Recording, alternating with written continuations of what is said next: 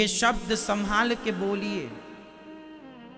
शब्द के हाथ न पांव, शब्द के हाथ पांव नहीं होते, इसलिए शब्द को संभाल कर बोलिए। आप तो मर जाएंगे लेकिन आपके द्वारा कहे हुए शब्द नहीं मरेंगे। साइंस इस बात को मानता है कि हमारे द्वारा कहे शब्द ब्रह्मांड में घूमते रहते हैं। एक ऐसा सॉफ्टवेयर बनाने पर काम किया जा रहा है जो ब्रह्मांड में घूमते हुए शब्दों को रिकॉर्ड कर सके। जो बात मैंने 10 साल पहले कही थी उसे भी रिकॉर्ड किया जाए, इस पर अभी साइंस काम कर रहा है। भगवान श्री कृष्ण ने अर्जुन को जो ज्ञान गीता में सुनाया था, भगवान की आवाज में वही ज्ञान रिकॉर्ड करने की कोशिश की जा रही है साइंस के द्वारा। ब्रह्मांड में शब्द घूमते हैं। 5,500 साल पहले भगवान श्री कृष्ण ने जो कहा वह भी ब्रह्मांड में घूम रहा है ना। ध्रुव जी ने जो कहा, प्रहलाद जी ने जो कहा वो भी घूम रहा। सबको रिकॉर्ड किया जा सकता है। अब वो सॉफ्टवेयर होए तो किसने क्या कहा था, अब काम चल रहा उस पर। साइंस कहां तक पहुंचेगा वो अलग सब्जेक्ट है, पर शब्द नष्ट नहीं होते ये याद रखिएगा। शरीर नष्ट होता है, शब्द नष्ट नहीं होते, क्योंकि शब्द ब्रह्म है और ब्रह्म नष्ट होता नहीं है। इसलिए मेरी माँ, आप लोग बोलने के पहले विचार जरूर किया करो कि आप क्या बोलने जा रहे हैं। कई बार बोलने में विवाद हो जाता है। सारे झगड़े की फसाद क्या है, सारे झगड़े की जड़ क्या है? शब्द। हाँ या ना? बोलो हाँ या ना। झगड़ा कहां से स्टार्ट होता है? शब्दों से। इसलिए शब्द संभाल के बोलिएगा, कुछ भी ना बोल दीजिएगा। आप मैया कुछ भी बोल देती हो, अरे तुम्हारी बहू के तो बेटा नहीं है, अभागिन है तुम्हारी बहू, ऐसा लोग बोल देते हैं। यदि तुमने किसी को अभागिन कह दिया, शब्द रिकॉर्ड हो गया। क्या है ना कि बात जवान से और तीर कमान से निकल गया, फिर वापस हो ही नहीं सकता।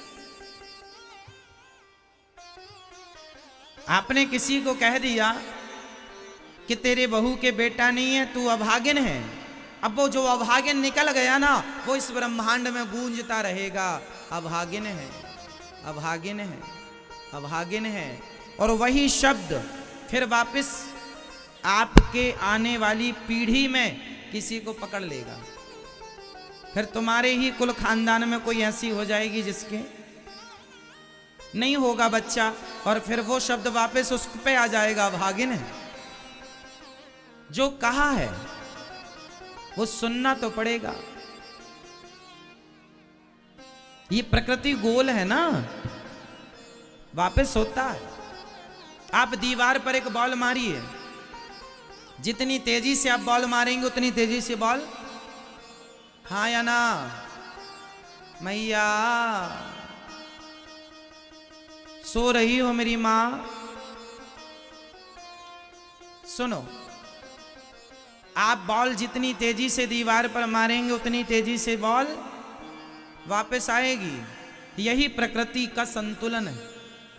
आप जो शब्द कहते हैं वह शब्द आपकी तरफ बड़ी तेजी से वापस आते हैं।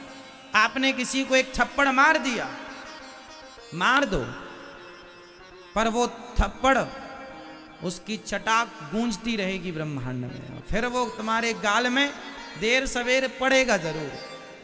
कौन मारेगा? तुम्हारा बाप मारे, शेर को सवा शेर मिलेगा, मारेगा जरूर।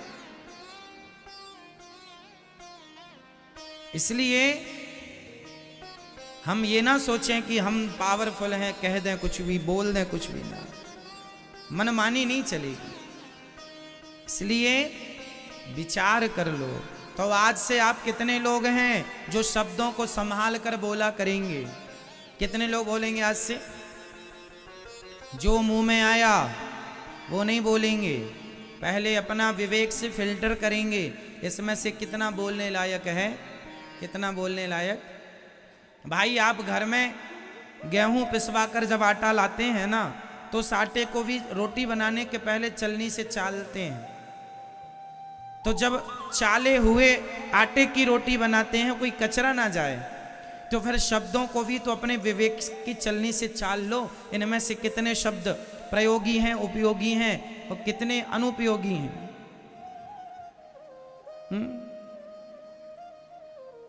सही है ना मेरी माँ? तो शब्द संभाल के बोलिएगा।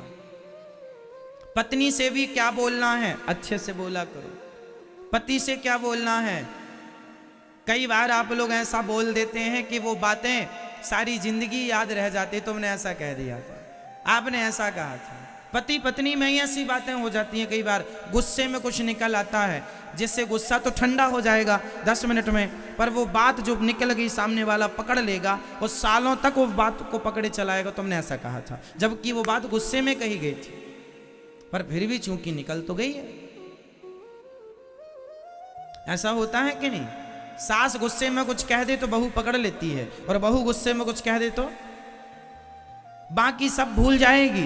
तुम्हारा पांव दबाया याद ना रहेगा दुनिया को, पर एक शब्द गलत निकल जाएगा, दुनिया याद कर लेगी। तुमने ऐसा कहा था। तुम किसी की आरती उतारो, वो याद ना रहेगा दुनिया को। तुम किसी के लिए अपना गर्दन काट दो, वो याद ना रहेगा दुनिया को। बस एक बार तुम किसी को गलत धोखे से कह दो, उसकी डिक्शनरी में लिख जाएगा तुमने ऐसा कहा था। हाँ या ना? जबकि आपके कहने का कोई भाव नहीं था, धोखे से निकल गई बात, फिर भी लोग पकड़ लेते हैं। इसलिए शब्दों में बड़ी जान होती है मेरी माँ। इन्हीं से आरती अरदास और अजान होती है। यही समुंदर के वह मोती हैं, जिनसे इंसानों को इंसानों की पहचान होती है। ये वाणी बहुत मायने रखती है। इसलिए शब्दों को संभालिए। बोलो यदि पहले तुम तौलो, फिर मुख को खोला करना। पुष्प नहीं बन सकते हो तो कांटे बनकर। भागवत जी महाभारत का युद्ध सिखाता क्या है कि संभाल के बोलना है शब्द। दुर्योधन और कर्ण की तरह कुछ भी नहीं बोल देना कि आज तुम्हारा शासन है तो बोल दिया ना। अच्छा, तीसरी बात महाभारत ये सिखाती है, देखो एक तरफ सिखाती है उल्टा बोलो मत, और दूसरा ये सिखाती है चुप रहो मत। बताओ चुप रहना अच्छा है कि बुरा है? अच्छा है।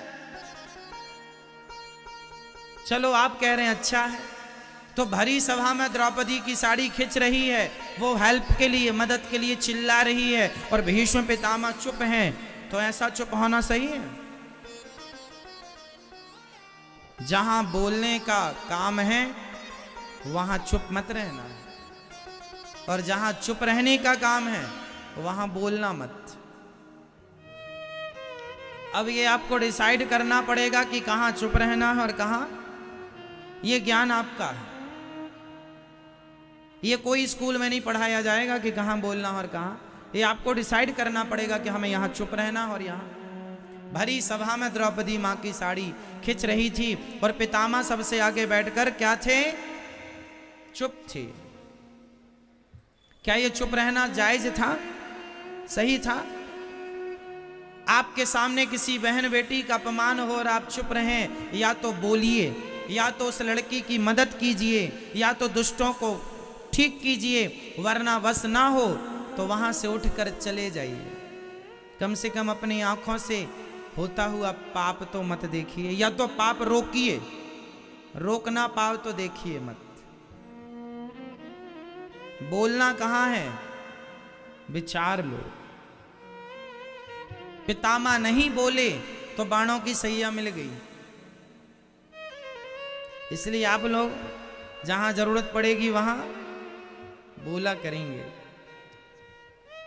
यदि आपकी पत्नी के साथ गलत हो रहा है, आपकी मां, आपके पिता, आपके भाई, आपकी भौजाई, यदि आपकी पत्नी को टॉर्चर कर रहे हैं, किसी विषय को लेकर परेशान कर रहे हैं, तो भले आपके भाई हैं, आपकी मां है, आपको उस समय सत्य का साथ देना चाहिए। यदि आपको पता है कि मेरी पत्नी सही है फिर भी उसे परेशान किया जा रहा है तो उस समय आप अपनी पत्नी का ही पक्ष लें। यदि आपको पता है कि आपकी माँ सही है और आपकी पत्नी उन्हें टॉर्चर कर रही है, परेशान, तो आपको अपनी माँ का पक्ष लेना चाहिए। मतलब पितामह की तरह चुपचाप तमाशा ना देखना, सदा सत्य के साथ खड़े होना। जो व्यक्ति सत्य के साथ खड़ा होता है भगवान उनके साथ खड़े हो जाते हैं। दुर्योधन पांडव सत्य के साथी थे, इसलिए भगवान उनके साथी थे। इसलिए हमेशा पक्ष किसका लीजिएगा? सही का, सत्य का। सत्य यदि तुम्हारी पत्नी सही है तो उसका लो, माँ सही है उसका लो। कोशिश ये करो कि हम सत्य के साथ रहें, किसी प्रकार से किसी पर अत्याचार ना हो, ना हम अत्याचार करें ना हमारे द्वारा इस अत्याचार को सहन किया जाए। ठीक है, पितामह ने चुप्पी साध ली, बाणों की सैया मिल गई।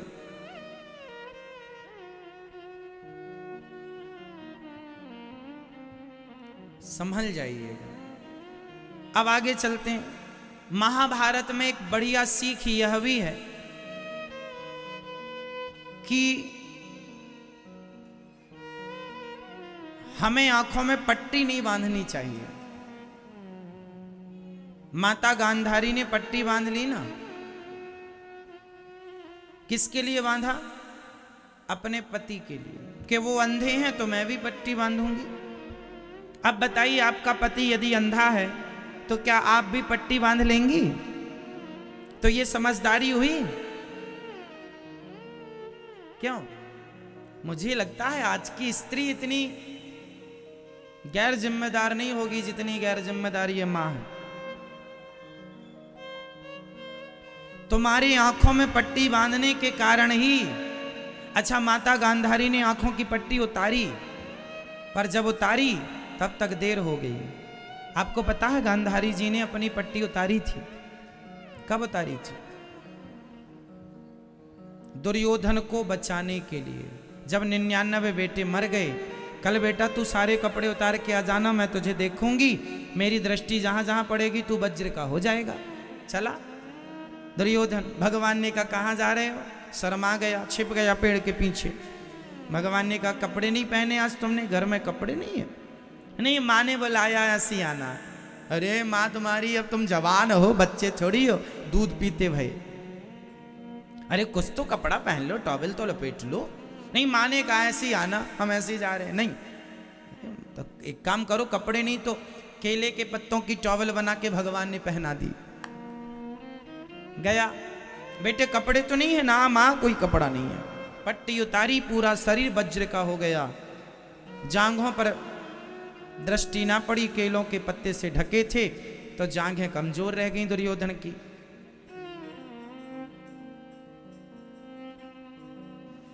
गांधारी मां ने पट्टी उतारी थी इसलिए कि मैंने जीवन भर जितनी तपस्या की है, पतिव्रता नारी का सारा पुण्य मैं अपने पुत्र को दे दूंगी ताकि मेरा पुत्र अमर हो जाए। क्यों? दुर्योधन जैसे बेटे को अमर करना चाहती है गांधारी, ताकि और महिलाओं के कपड़े उतारता रहे। ऐसे बेटे के लिए तुम आंख खोल रही हो मेरी माँ। आपने अपनी आंखों की पट्टी उतार दी ना माँ गांधारी आपने। यदि ये पट्टी आपने तब उतारी होती जब द्रौपदी की लाज लुट रही थी, द्रौपदी की लाज लुट रही थी, तब पट्टी उतार करके तुमने अपने बच्चों को सही रास्ता दिखाया होता, तो आज तुम्हें पट्टी उतारने की जरूरत ना पड़ती। यहां पर मां गांधारी ने पट्टी तो उतारी आंखों की, पर उतारने में जरा देर हो गई। आप लोग भी अपनी आंखों की पट्टी समय से उतार लेना। पुत्र मोह पुत्री मोह में ना पड़ जाना। जब तक अक्कल आएगी तब तक बच्चे बिगड़ जाएंगे। समय से बच्चों को संस्कार, समय से बच्चों को वो ज्ञान जो उन्हें मिलना चाहिए। आजकल बच्चों को शिक्षा तो मिलती है, संस्कार नहीं मिलते, जिसके कारण समाज गलत रास्ते पर चला जा रहा है। आपको क्या लगता है स्कूल में ही पढ़ाएंगे सब? स्कूल में ही पढ़ाएंगे सब, स्कूल में कुछ ना पढ़ाया जाएगा, संस्कार स्कूलों के आश्रित ना रहिएगा, संस्कार घर पे ही दीजिएगा। स्कूलों में तो गा से गधा पढ़ाते हैं।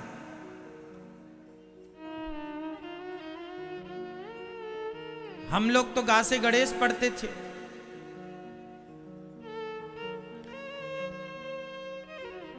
आ से अनार पढ़ाया जाता है, जबकि होना चाहिए आ से अर्जुन पढ़ाया जाए। अर्जुन का कर्ण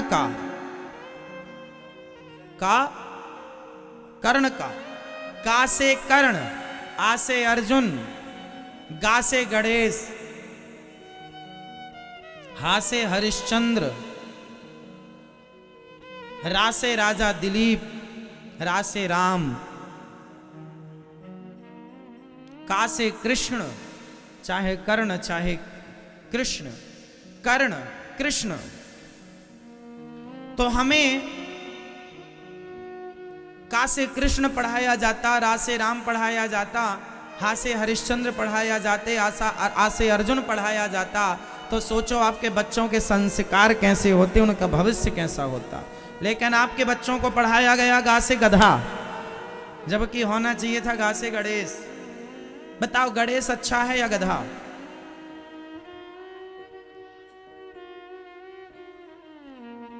अनार का आम का। अनार आम तो हमें बाद में पता चल ही जाएगा कि अनार है और ये आम। जिन्हें अनार और आम का ज्ञान है उन्हें अर्जुन का ज्ञान नहीं है, इसलिए आ से अर्जुन। अर्जुन के बारे में पढ़ो। अर्जुन कौन है, क्यों उनका नाम आज तक है? का से कमल नहीं, कृष्ण पढ़ो। और ये सब आप पढ़ाइए अपने बच्चों को। जेड फॉर जेब्रा, जेब्रा पढ़ लोगे तो क्या प्राप्त? जेब्रा लात मारेगा, दांत और टूट जाएंगे तुम्हारे।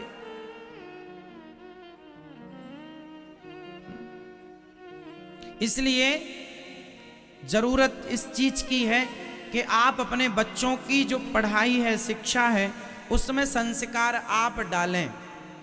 स्कूल नहीं डाल पाएगा,